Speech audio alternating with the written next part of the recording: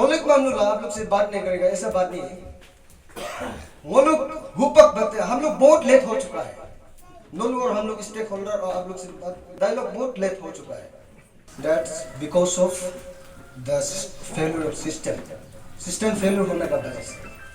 This public meeting comes after months of unrest in Parong village, sparked by a proposed mega dam on the Brahmaputra called the Siang River in Arunachal Pradesh. Residents of this quiet village in Arunachal Pradesh have long felt excluded from the decision-making process. But February 11th this year marked a turning point.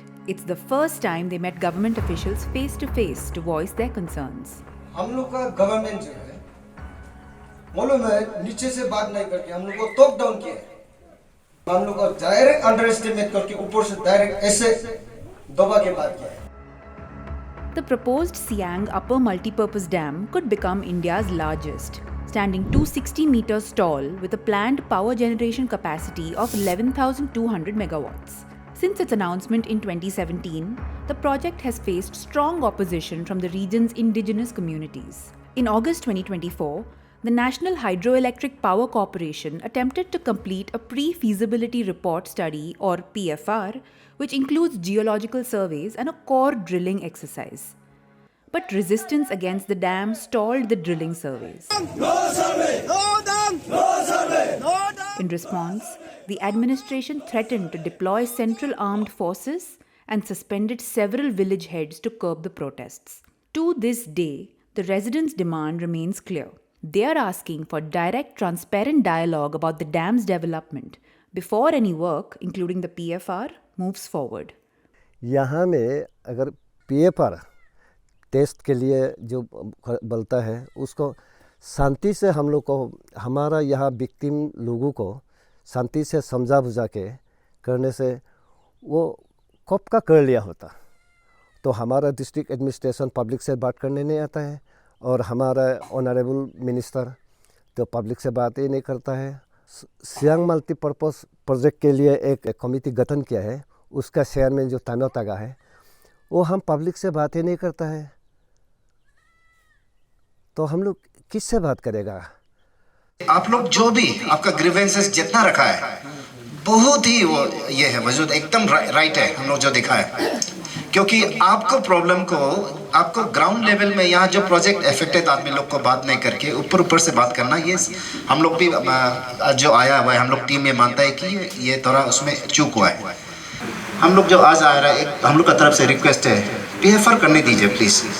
Policy making में हर एक आदमी को affected आदमी को involve होगा, लेकिन ये SUMP का मेरे ख्याल से वो लोग आप लोग अच्छे तरीक़े से अवेयरनेस नहीं दे रहा है। अभी हम लोग जो बता रहा है ये सब चीज़ एक्चुअली SUMP बताना चाहिए था।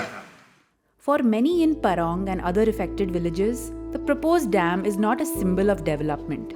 It threatens their way of life.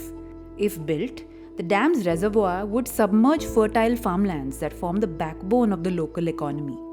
जितना सियांग में लेफ्ट राइट बैंक होता है ना, ये सब में हम लोग का एग्रीकल्चर भी यहाँ होता है और हॉर्टिकल्चर भी यहाँ में होता है।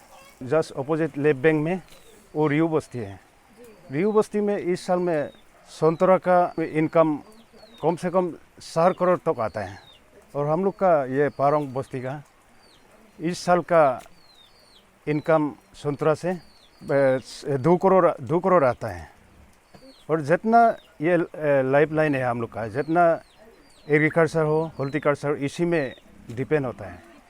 But local concerns are only part of the story. In December 2024, the Chinese government approved the construction of a massive 60,000 megawatt dam on the same river upstream within its territory. It would be over 5 times the electric capacity of the proposed Upper Siang Dam. The Medog project is planned at the Great Bend, where the Yarlung Sangpo, flowing through the Tibet Autonomous Region, makes a dramatic turn before entering Arunachal Pradesh as the Siang River.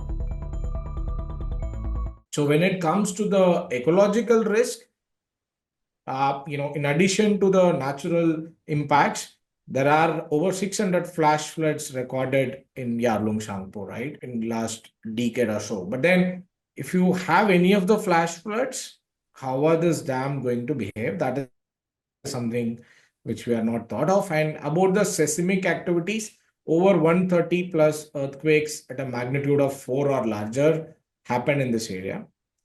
In response to the Medog Dam, Indian officials say the Upper Siang project will act as a strategic buffer dam, a way to regulate sudden water surges from China and store water for use downstream during dry seasons.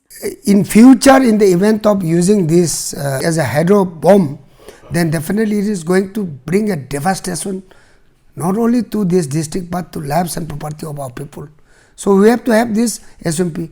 While many hydrologists argue that these threats are overstated, the people of the Siang Valley continue to press for one thing: transparent dialogue before any concrete is poured.